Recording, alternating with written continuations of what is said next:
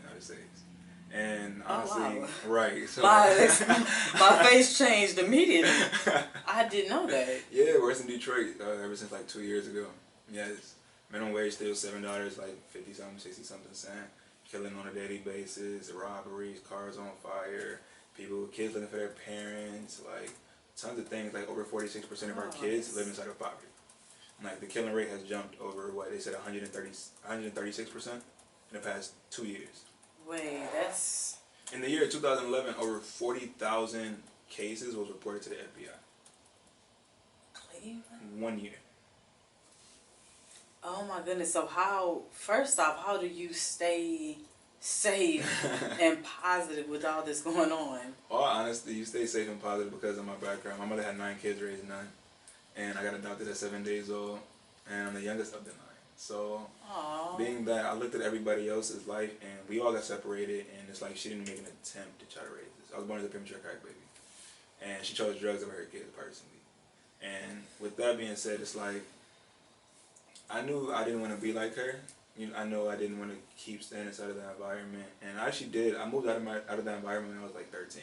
Moved to Boston, Massachusetts. Got to see so many great things. Like you don't even know. Met so many great people, and I always tell people if I would have never moved to Boston, Massachusetts, I would have never been this type of person. I got to sit down with millionaires. I got to see so many houses. I got to meet so many people who just wanted to help you and just lift you up, and I never seen that where I was from. And I thought the whole entire world was bad. Until I honestly moved out there and I seen all these people try to help me. They didn't even know me from a hole in the wall. Wow, and they just really wanted to help me, right? That's pretty cool. Right, and next thing you know in Ohio, we don't even talk to each other like on the streets. You know what I mean? Like probably anybody you walk past has probably been in jail or juvenile system, most likely. Probably 90 or 80% of the people. Like, oh my gosh. Yeah. So have you thought about, relocating? Right now I am still in Cleveland right now at the moment. I moved back there probably last year. But I am relocating. I'm trying to go to Atlanta. Or Texas, girl. Atlanta or Texas. Oh my goodness. Listen, you got me inspired out here. I cannot. Anytime someone say Atlanta, like my face lights up. If I could have done it, I would have moved to Atlanta myself. I think Atlanta would be great for you. I think Houston would be great for you. I also think you do good. You might want to check out a city called Austin. Yeah, I've seen that. One of my friends. They are so nice. It's like 2 hours away, right? Yes. Austin is a very nice city. They kind of have it's weird, but they don't have it enforced, but kind of like a curfew. Okay. You'll see people go in at certain times. You'll see no one on the freeway unless it's someone from out of town. Right. It's strange, but I guess maybe that's a way that they don't have a lot of crime out there. So I'm rooting for you. So yeah, keep me posted on where you decide to go. Ooh, but if you move to Atlanta, because you are a book author. Yes. So that would be a great business-wise. Right. That's exactly what I was thinking. I was I think I'm gonna push you toward Atlanta. Right. But so when did you start writing books? When did you say I'm gonna write a book? I'll lie to you, not in October. Really? I went public with my book. I went public with motivational speaking. All in October. Like when I tell you it's been 10 months, everything I'm doing right now. That's good. I thought I was gonna do in 5 years. Everything. And I was at a very, very huge low point inside of my life, and I didn't know what to do. I didn't know who to talk to. I always talked about writing a book only my brothers and sisters, and because all of us wanted to write our own separate books and mash it into one. And next thing you know, we would just put it out. Right. So I was like, I can't really dwell on them to really write their book. They're all older than me. I'm the youngest of the 9. Well, yeah, you did. So it's like, I might as well start. So I was like, I didn't have anybody to talk to, so I put it all down on paper. And put it on paper, gave it to a couple of my friends who I knew could edit it, and we went with it.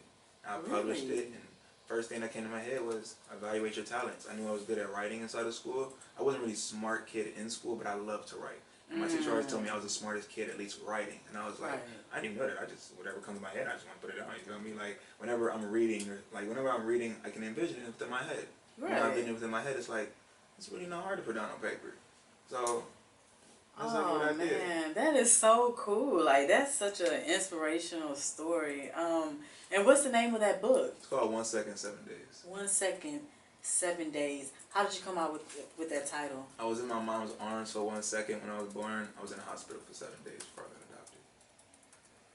Oh, okay. See, this is the part of the interview where my whole heart shatters. I'm pretty strong, but that just made me really sad. I got tears in my eyes though. That is so. It's like I'm happy that you're so, motivated and that didn't cause you to go on the wrong path. But I'm kind of angry as as a person at how somebody could do you like that. No, trust me, I understand. But then there's one thing that I realize about life. Like, everybody has their own path in life, and everybody has their own place to go to. If it wasn't for the things that we go through on a daily basis, we wouldn't be the person that we want to be. You have to sit down and learn those lessons out of life. Some people have people to teach them, but the thing is, life has to teach you things that a person can't. Oh my gosh, that's so sad. So have you marketed the book, promoted it? Marketed the book, promoted it. Get celebrities behind it. It almost sounds like it's possible, like, a lot of books are turned into movies, like a short film or something. That's.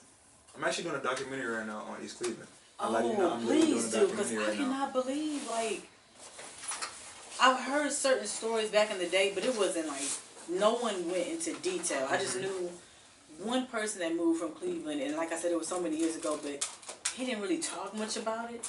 But I would have never, like, talking to you today, I would not have ever thought that. And that's something scary. Like, I couldn't imagine every day. Do you almost feel like you don't know when you're coming or going? Wait, no, you don't. No, 100%. I was literally going to say it. I lie to you not. And it hurts me to say it, but no, anytime you leave your house, you can die. I lie to you. Oh, my God. And that's for a kid. That's for anybody. Because for a kid, too? Listen, you don't even know how many kids a day die in my city. Oh, my God. We have a thing called the Cleveland Remembrance page. People check it every single morning on Instagram to see who got taken or who's still living. That's how many deaths happen inside of my city.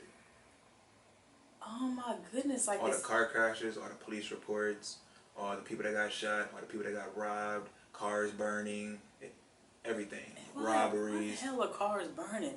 Oh, you don't even know the half. Right. Wait, I got home last year. It's not even to do with the riot. It has nothing to do with the riots. Nothing to do with the riots. I got home last year. My first couple of days in Cleveland, I'm riding down Kinsman. For people from Cleveland, they know exactly what Kinsman is. One of the most dangerous streets, the most dangerous street in East Cleveland. And when I tell you, I'm just driving down, look to the left, see this whole car burning on fire in the middle of the street. When I tell you, drive up the street a little bit more, probably not even a minute up the road, I see like 3 or 4 police around, one crackhead in the middle of the road, crackhead just sitting there tripping. Oh. Just tripping. Like it's so many situations I can tell you. Like, I've been to the store with my niece, and people put out guns at the store with me and my niece and nephews. Like, I have like so many stories on stories. That's crazy. Yeah, you really never know. You literally never know. My sister one day was coming to get me from work one day. I got upped on by a dude at the light. The light turned green. He didn't go, so I humped the horn. I pulled over there into the gas station. He followed me. He upped the gun in front of me and kids. It's stupid things like that. So, I'm not going to Cleveland because I have road rage, right? And I can be a petty driver too, like honk horns or give the finger. Right. But I won't be going out there because it's a little bit different than our road rage. You know what I'm saying? That's crazy. Like, I'm just so proud of you for not being a victim of circumstance. Right. And I know too many people, even some of my own relatives, that did have a bad background and almost didn't have a fair chance. But at some age, it's up to you to decide whether or not you're going to let that stop you, and they let it stop them. You know. So, what are some things that keep you motivated and positive? Like give me like certain things. When I tell you, it's my niece and nephews. Okay, that's awesome. It's right. I have over 30 nieces and nephews. You don't even know that. Whoa. Wait, like you don't even know that.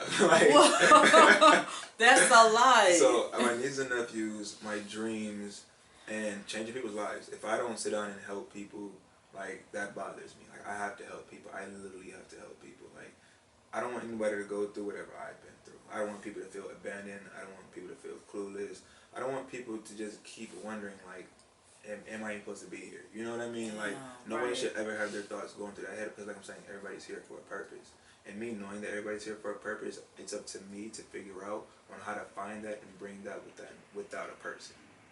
So if I go inside them and I grab that and bring it out, we lift that, take that whole entire weight off their shoulders, That's literally why I get up in the morning and do this every single day. And I have my nieces and nephews. I want to prove to them that you honestly don't have to work a 9-to-5 job. Listen, I wrote my book Homeless. Nobody knows I wrote my book Homeless. Whoa. Published it at my sister's house. Started motivational speaking Homeless. I keep a smile on my face 24/7. Do you know why? Because I know exactly where I'm going. And my dream is the most biggest part when I wake up in the morning as well. That is amazing. I just can't believe that you were going through all that and still said, I'm going to write this book and touch hearts. Oh, 100%. I'm sure you found that as therapy as well, though. Literally, I always tell people, every time I talk to somebody, I always learn something new. Every time. Because when I'm sitting down talking, I say things that I don't even know that I say sometimes, but I know that that's exactly the way I meant it, but sometimes you don't know how to get it out. I know. But it happens whenever you have that right conversation with the right person. Wow. And do you ever do speaking engagements? Actually, because you sound like you know what I'm saying? Oh, you talking about you can hold your own. Oh, wait, no, this is on me. I did this. Anything that you see, anything marketing, Instagram, videos, I edit, I do. I have no assistant. What? I do everything. Because I saw your page and I was like, wow, he it looks very professional. Thank you. And so I was just like, you know what, you could tell somebody's spirit and not always do you have to have a conversation with them first. You could just see like, oh, he's vibrant, he looks like he's a really nice person.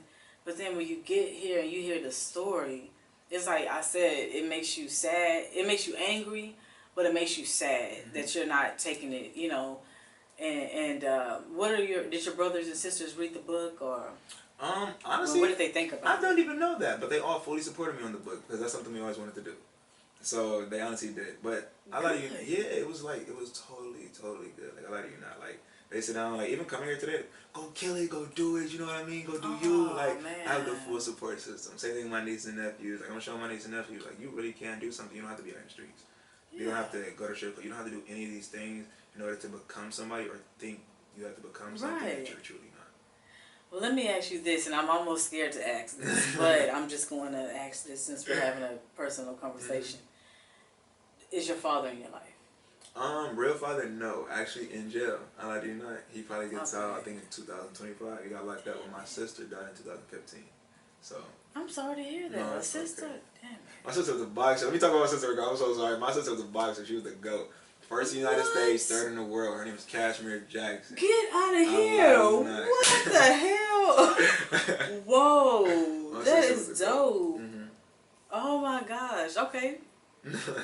Cool. That's nice. So you got some. You got a goat in the family. All this motivation. A lot of brothers and sisters, and beautiful nieces and nephews, and all that to keep you going. But what are your plans moving forward? Because I know. We were talking, and I almost hate talking about COVID and all this crazy stuff. But what are your plans going forward since things have started to open back up? I know you flying out here. Yeah. That says a whole lot. Like I don't know what your next move would be, but it's gonna be something major. Oh man. What do you plan on doing? Like, what are your dreams or goals? Let's say. To speak and touch as many people. Honestly, speak in front of crowds. Like get on stage and speak in front of hundreds of thousands of people. I had the opportunity to speak on virtual actually in front of all of the United Kingdom, all of India, and all of Africa. How was that experience? Honestly, it was great. They showed me something I actually never did before. I went on stage like virtually, and it was up to speakers up there, probably like 10, 15 speakers. And next thing you know, they was like, all right, you have to remember this person's bio, and you have to introduce that next speaker after you do your speech. Your speech is only 10 minutes. You have to sum up everything in 10 minutes, sum up in a 1, and a 2, and a 3. I said, say less. All I need is my one opportunity. That's the only thing I've been waiting on. You tell me I gotta do it, I gotta do it. Say less. What's up? What? And you were able to memorize the bios? Wait. Listen. Girl, listen. What? I went up there. They said there's gonna be questions at the end. I said, there's gonna be questions at the end for the people to ask us? I said, I bet. All these people, they've been, 25 years of being a doctor, non-profits, all these different things. Huge people. All the questions came to me. Oh my goodness. I told myself I was going on stage being the best speaker no matter if those people doing this for 25 years or something else or not. That is amazing. You know Clubhouse. And I had the opportunity to speak to one of my favorite actors I've seen growing up. Got his personal phone number, contacted him. He asked me to be in the movie, and I lied to you not. I was like, I would do it, but I got to do it when I get to LA. So, guess what? I have another radio show in Los Angeles in October. Somebody offered me to come cover the whole San Fernando Valley. What? Yes. Get out of here. So when I get up there, that's when I'm going to hit him up, and I'm like, all right, so I'm ready to do this little tiny part. So I really don't act, but I do a small little tiny thing. Yeah, you know yeah. So I think I'll do that. I mean, boy, you got to remember, for one, you have the voice, right? Right. And the stature. And with that being said, if you can memorize bios, and I'm sure they were probably long words with stuff you probably was like, what is that? No, mean? literally. Acting is the same way. It's just about memorizing that script and becoming personal with it. So you got this. That's nothing. But I am so proud of you. So thank you. That's in October. You're flying out to LA. I gotta go to Chicago next month. Oh, Chicago. And what are you doing in Chicago? I gotta go for a talk show. For what? A talk show. Oh, talk show. Yes. So doing those three things. I came here, then I gotta go to Chicago, then I gotta go to California, and then from there I'm about to see how many bookings I'm about to do and everything else. I'm doing my 6th magazine of the year right now. I'm in stores inside of New York, inside of Paris on Eclair magazine. Nice. Yes. You look like, I'm so proud. Like Thank you. you're like, I'm proud. You know, the companies, I see it. But again, it's the spirit for me. Like it's the whole God working through a young black man. Right. Because we need that. We're not seeing enough of it. It's not a balance. Like it's more shoot, kill, stab, blah blah blah, other than let me talk to this man. Maybe he didn't know that offended me. Let's talk about that. What do you think, what type of effect do you think this new era music has on young black men? Ooh, that's a good one. Yes. I'm not even not listening. Because it's huge, because when you sit down and listen to something, you're programming your mind, whether you know it or not. So when you sit down and listen to that, that's going to be the only thing on your mind. You're literally only going to want to trap, go rap, go stab, go shoot. This is what I got to do to get the money. It's perfectly a whole bunch of opportunities out here to go get this money. Hello. Tons. It's up to you if you want to go do it or not. But you got to make those sacrifices. Not chilling with your friends, not going out, food, time, taking action. You have to do so many things in order to get there. So that whole music portion, you sit down, listen to it. No, it's truly affecting them, whether they know it or not. They don't know it. And if they knew it and they have the awareness of sitting down, like, maybe this is affecting me. I don't know. I can see a couple years ago, I wasn't really acting like this, and now I'm acting like this because I started thinking like, you know what I mean? Like, if they were just aware to the situations, then everything would change. But the thing is, that's the only thing that's out here. If you're not hip, then you're going to be left behind. And nobody wants to be sit down and left behind because everybody's so scared to go create the unknown. Because everybody sits down and, I don't know about this, or I don't know about this. Well, you'll never know until you go try. Go listen to a different type of genre of music. I don't like that. How do you know? You never tried. It's jazz. Right. You never tried a day in your life. Go sit down, go listen to music, go close your eyes, do something totally different. Everybody's so scared to go try something new. That's the only reason. Everybody hates getting uncomfortable. Everybody hates being looked at a certain way. That's true. And that's all mental, and that's all up to them. But it truly affects them a whole bunch. And me personally, I don't like it. I think it should be conscious rap. You know what I mean? Like my brother, he's a very conscious rapper. He can do tons of poetry, conscious rap. He can do regular rap. He can do so many different types of things. Yeah. And it's like, those are the things that need to be put out there because it's helping you on a daily basis. Kind of like J. Cole. J. Cole stopped his little street stuff. Kendrick Lamar is sitting out, pushing out positivity, pushing out history, pushing out the correct things to guide the youth and to guide the older people. We need more people like that in order to keep opening up people's mindset and keep them growing. If you don't grow, you're going to stay settled. Absolutely. I agree with everything you said. I don't think it could have been worded more perfectly. I think, like you said, it's no balance, but I think it's because that's the agenda that they're pushing. Because I'm sure, like you just said, your brother is a conscious rapper. I know a Philly rapper. When I say dude will kill almost anybody I know want to be and will hang with Eminem. Lived a hard life in the Philly streets, but his music is the truth. Don't talk about, you know, bitches and hoes and all that. He talks about stuff that you need to hear, like the struggle. It's so many rappers that I know that could have record deals, but they are choosing those rappers as, you know, to push that agenda. So I think it's out there, and I'm like you. I think that I'm gonna tell you one of my situations that I had to check myself, and this is some real shit. I was sucked into the reality TV. I am not talking down on reality TV. You get your coins, how you get them, live your life, how you get it. But I was watching the shows where the women call each other bitches, and if she see me, if I see her this week, we fighting. I'm talking about, I would just be so, oh, it's Tuesday, I'm watching Love and Hip Hop. Oh, it's Thursday, I'm watching blah, blah. And I noticed, even in my personal life, and that's when it started that I had to check myself, that I was starting to get kind of like the same type of attitudes. Like, you couldn't ask me nothing without me immediately, you know what I'm saying? Yeah, seriously, too. It's right. like, girl, don't get on my bad side, or you coming at me sideways, like, and it was just, I was like, whoa, what is the aggression for? Right. Like, it's not even that serious. So I had to take a step back, and what's changing my life? It was those shows. I cut them completely off. Although it made me sad. Right. I didn't know what was going on anymore, but I stopped and I noticed that quick. It was back to, yeah, we could talk about it. I'm sorry I offended you. So you're right. It's like poison. Literally, because you're being programmed. You're literally being programmed, and it's up to you to disconnect. That's it. Disconnect from y'all. Unplug it. I'm telling you, I've been there. And what you're saying with the, you know, I'm glad I had, I asked a rapper that question a couple of weeks ago, and they were pretty much, you know, saying how, not the programming part, but how it's so many younger guys that's been so negative, and it's trickling down on these young youth. No, 100%. And so I totally agree, and I'm glad. I think on this part of the interview, this is the one that's gonna be my highlight reel, right. with you speaking up on that. So we talked about Cleveland. I still can't wrap that around my mind. Jeez. What are some of the things that you hope for in Atlanta when you move?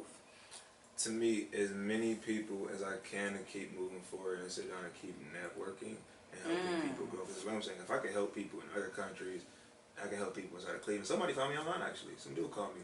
Wow. And he was like, I was going through a very hard time with my life. I can't really share a story or anything, but, you know, he was like, I found you online. I looked up motivational speakers near me, and you popped up. Things like that. I want to sit down and be in a whole other place. And next thing you know, people look me up, or, you know, it's like, oh, he's local. Well, let me go do this. Let me go work with him, do this. Let me, you know, I want to keep changing lives. And if it has to do with the local place, I would do that with the local place. You know what I mean? Like, I just love going places. Like, that's why I love coming here. I've never been here before. And you guys got palm trees down here. Wait a minute. Like, oh, wait, no. Well, like, let me say this. They fake palm trees, you know. Man, I never knew. I was just like, yo. But I love like, them, though. No, for real. They give me an LA feel sometimes. Yeah. I came down here, I was like, I ain't never seen the vibe like this before. People was nice to me. I was like, first of all, I ain't know cowboy hats was people. I ain't know people for awarded cowboy black hats. cowboys, I love them, yes. I did not know that was real. I lie to you that. Like, Free country. It was so crazy. I thought Ohio was country. I've heard Ohio was country. It is, because we got everybody from down south, too. Like, all I of can our see that. ancestors come from, I can see that.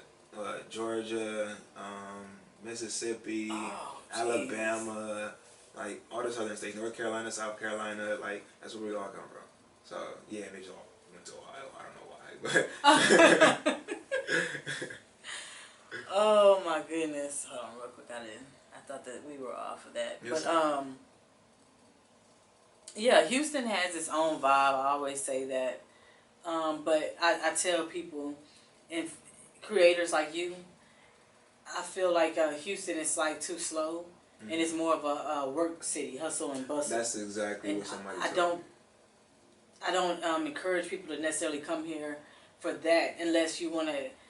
If you're gonna come out here because it's more affordable, that's cool. But be prepared to maybe fly out a lot, Right. Because I just don't see you finding that we don't have a strong book. Geez, what do I want to say? Back in the day, they used to have these meetings. I forgot what they called them, but it was authors, and you write. You know, you read the books together. You share your books. We don't have that. It's just like, I'm like, do people read anymore? No, I love to read. Book clubs and stuff like that. Yeah, they had book clubs a long time ago. And I don't see any of that out here. But I know for a fact, I've known people that went to Atlanta and their book went running off the ground. Yeah, somebody actually met you from gotta Atlanta do earlier. it, Anthony. Somebody here from Atlanta early, and they was like, because I heard them speaking early on Clubhouse actually, and next thing it was like, I promote books, I do this, I do that. So, oh, do you? You promote books? Oh, so yeah. Text her. She like have this whole blog. All these other bloggers too. We comment on people's books. This and this. We'll purchase your book. Oh, whoa. Say that then. So I was like, I'm gonna finish my little 12 pages I got left in this other book. Release part 2 with part 1. Put it on Amazon really quick, and you guys can have it just like that.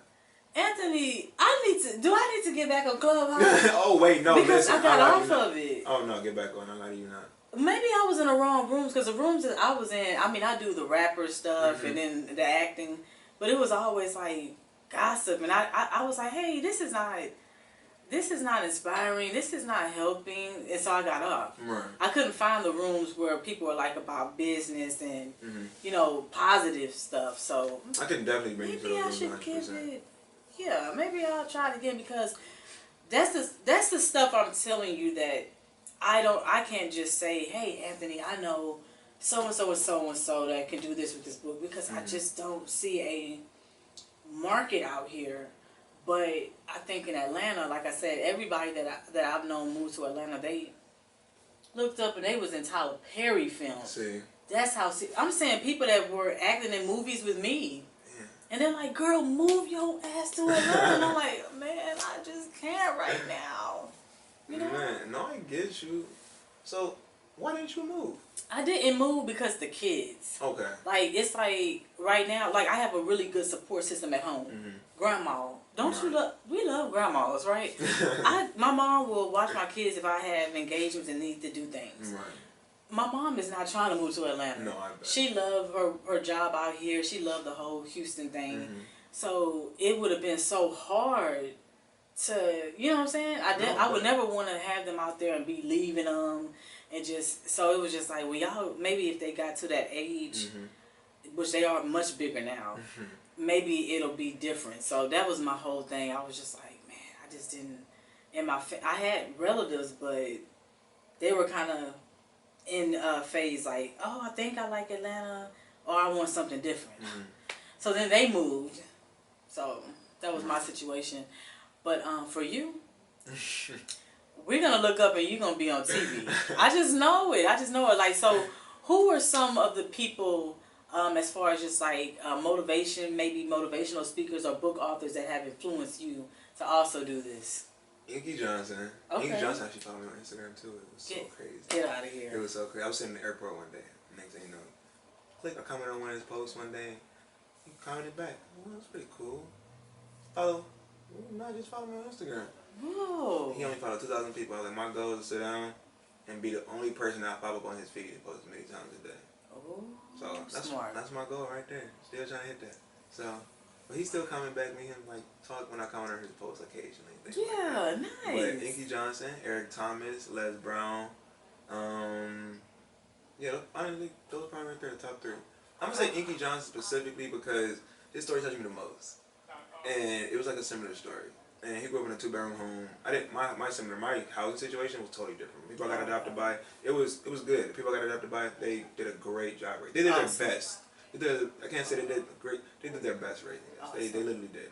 They gave us everything they thought they needed to give us, but except without the whole mental part and relationship part. And they just thought because when you adopt a child, all right, it felt like I was just adopted. You know what I mean? I didn't feel the love. I didn't feel this. It was just, I just felt like, all right, you got me as a kid. You know what I mean? But Inky Johnson, because he grew up in a 2-bedroom home with 11 people on the east side of Atlanta. Oh my goodness! And his uncle was constantly in and out of jail, and it was like, all right, well, my brother just got done doing a 15-year bid. You feel me? And my uncle just got done. My uncle just got out of jail a couple months ago, doing 30 years.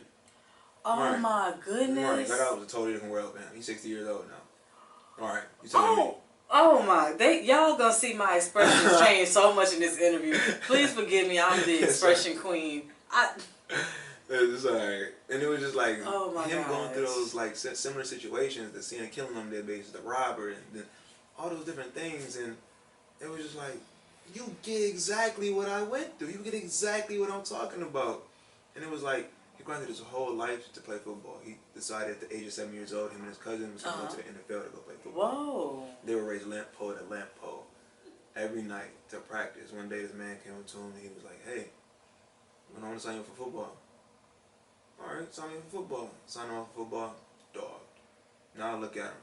College, went to college. That's amazing. Got a whole entire, he got projected to be in the top 10 draft. Wow. Next thing you know, a couple games before that, he got hit in his shoulder. Whole body went limp. He was only to raise his arm. Went to the hospital.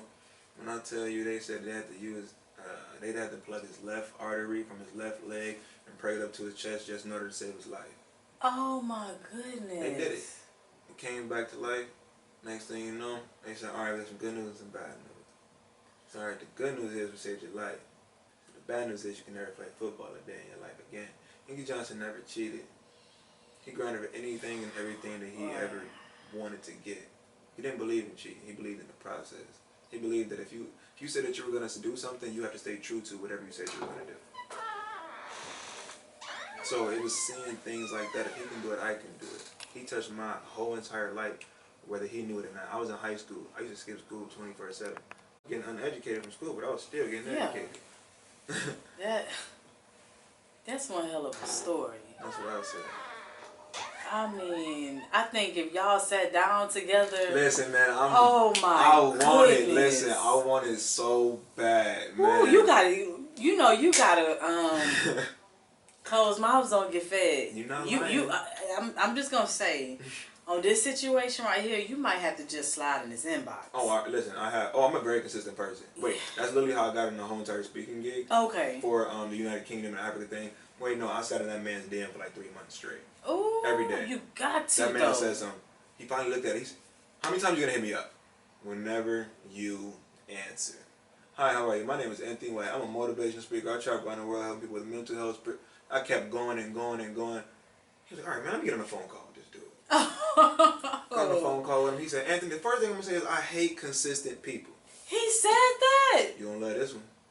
Wait, hold on. I don't like that shit at all. It don't bother me at all, because listen, I know what's going to happen. I know where I'm going. It didn't bother me. I loved it. You know why? Because you just now answered. I have your attention. That's all I need. Okay, I got to learn some of this, because how do you... If somebody ever told me no, I don't hear the no. I hear next opportunity. It's literally on to the next one. Somebody's going to say yes. This is what we needed, y'all. You feel me? Like, if I don't help one person, I'm going to help the next one. Bet money when you go through something in life, a scenario, my voice is going to be in the back of your head. That's what I always try to tell people. When I die, if I ever died at a young age, of course, God forbid, I leave something behind people more than materialistic things. Right, that's true. You feel me? I'm stuck inside of your soul. You can't beat that. You can't. And it was like, that's exactly what I wanted to do to that man. Oh, I'm going to be stuck inside of your soul. He didn't want me on his show. Oh. Guess what? He told me. What's the reason why? Because he didn't think I was ready. I don't have any footage, I don't have this, I don't have that. He said, I don't really know. He said, you can speak a great conversation on the phone. Yeah. He said, I want you to go on a series of other platforms in order to do it. He said, my platform is too big. He said, I have CNN watching my platform, Fox watching my platform, you feel me? All these different people. I said, all right, say less. I'll do whatever you need me to in order to get there. I spoke to this woman named Pamela. It was on AMA's TV. Next thing you know, she loved me.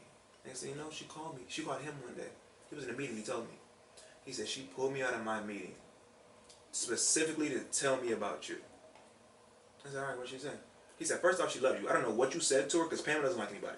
Oh, wow. And I was like, I was just being, you know what I mean? I was literally just being me. And next thing you know, she told him to cancel one of the speakers that they had to put me on there. He said I was the youngest speaker to ever speak on his platform. I'm 22 years old. Yeah, that's a great age. So I did that. Next thing you know, he offered me to go on his show. That's when all those people asked me those questions. I skipped all the rest of the people that he needed just because of her. And so what was his attitude after? Oh, guess this is exactly what he said after. If anybody wants to book Anthony, please contact me first, please. Whoa. So it was just a matter of proving yourself. Oh, I'm telling you, all I need is give me my one shot. Let me get an interview with Inky Johnson. I hope so, man. Listen. Oh, to hear your story, I think, and read your book, which again, that's just the title alone. I want to buy it though. And I'm so sorry. We were talking and stuff like that. Nothing but good stuff and positivity. But where is the book?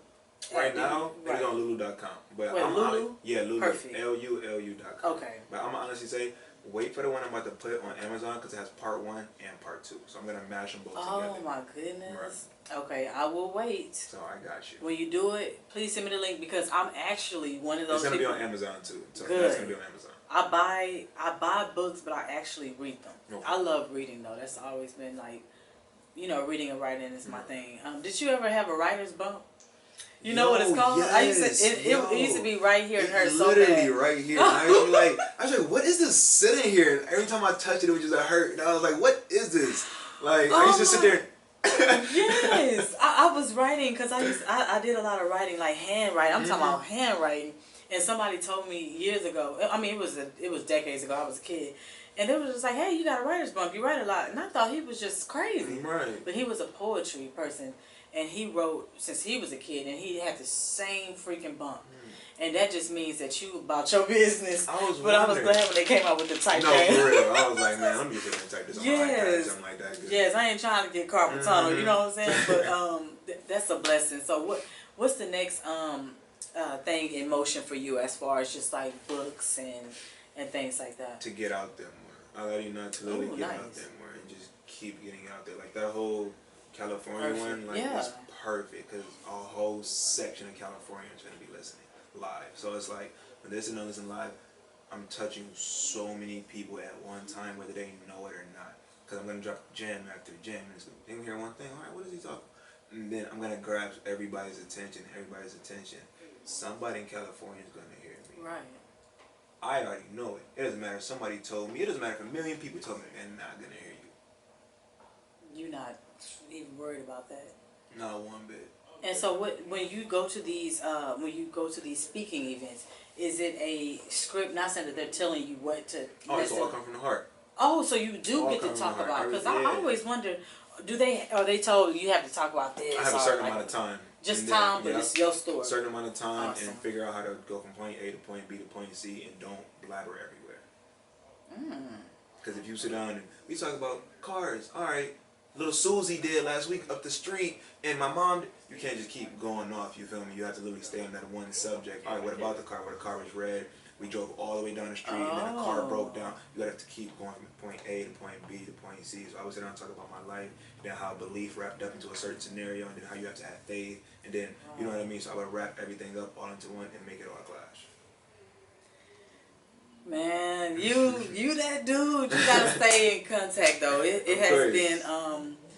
I wish we had so much more time. But I think for the most part, I got a lot of the stuff that I needed to. I feel like when people watch this interview on Grind City TV network, shout out K-Bay and Roku TV, that they're gonna get something from this interview. What if someone was looking at you and was like, you know what, I'm inspired, I want to do that. What's some advice that you would leave them with? There's gonna be a lot of people that say you can't do things, and I'm gonna point this out because I said this on a totally another interview too. But I'm gonna point this out again because a lot of people loved it. Every single invention that we have today, somebody thought was stupid. Somebody didn't believe in it. Never let somebody come inside of your head and reprogram your mental state of mind to think that you can't do something. Because if it came to your mind for a reason and not anybody else's, you can get it done. Whatever your mind thought of, you can accomplish. And I truly mean that. Like I personally don't think that there's a dumb to me there's no such thing as a dumb question. You can never ask a dumb question to me. Like I don't care if you got the answer wrong. It's you literally tried. Like it's still not dumb. You feel me? Like the idea popped in your head, it popped up in your head. Absolutely. Like, that's literally what I believe. And it's to just always stay true to yourself and be genuine. Because if you're not genuine, listen, everybody wants to be blessed. Everybody does. But not everybody stays genuine. Y'all hear that? Everybody wants, tons of things to come inside of their life. But they're like, why is nothing coming inside of my life? Well, what are you doing in order to get that? You know what I mean? Right. Like, alright, you held open the door for Susie. That's cool. Alright, you took your mom out. You did. I mean, the little common things. What did you do to go out of your way to do something or to make yourself feel good? Like me helping people. I genuinely love helping people. If I hold open the door for somebody, I really want to hold open the door for you. Right. It's not just because it's just the right thing to do. If you look at it as the right thing to do, you're going to receive a blessing. It's going to be very, very hard for you because you didn't genuinely want to do something. That's true. So it's like if you don't stay genuine, you won't receive any blessings. Like, no, that's real. That's real. But that's the advice. Yeah, that's literally the advice right there. Never let somebody come inside your head and reprogram your mental state of mind. Always stay genuine. And one, always believe in yourself. A lot of people have a hard time believing in themselves. They don't know how to believe. And it's like, I don't know how to do it. I don't know where to get it from. I don't know what makes me happy. What truly makes you happy is that a whole entire feeling that you get inside your stomach. Right. Whenever you think of that, when I'm talking about whenever you think of that, try to think about the remembrance on how I felt. Right. And people ask, how do you keep your motivation?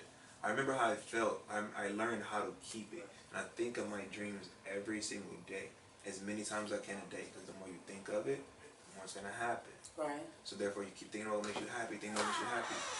You're only going to be a ball of energy. You're only going to be happy. Mm-hmm. So if you sit down and believe in yourself, like I'm saying, I told you earlier, it doesn't matter if somebody else told me no. It doesn't matter if I truly believe I'm going to get it done. It's going to happen. It doesn't matter what anybody told me. It doesn't matter if Nikki Johnson sat there and told me, I don't even think that you can do. Listen, I know what I'm going to. I truly believe on what I'm going to do. I truly believe it. And if you don't truly believe in it, it's going to be very, very hard for you to get somewhere. Yeah, I don't even think, at this point, I don't know if there's anything else I can ask, because that's a great, like, seriously, you're going to get something from this interview.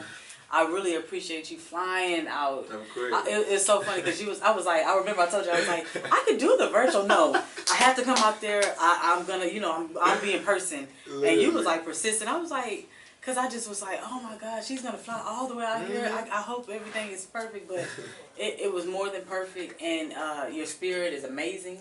Can you let people know how they can find you on social media? Yes, you can find me on Instagram as leading_guru. That is LEADING_GURU. You can also find me on YouTube as Anthony White Motivational Speaker. You can find me on LinkedIn as Anthony White Motivational Speaker. You can also find me on Facebook as Anthony White Motivational Speaker. And like I'm saying, my book is on lulu.com. It's called 1 Second, 7 Days. So please tune in and always stay tuned. As always, thank you for rocking with the Miss Blue Radio Show.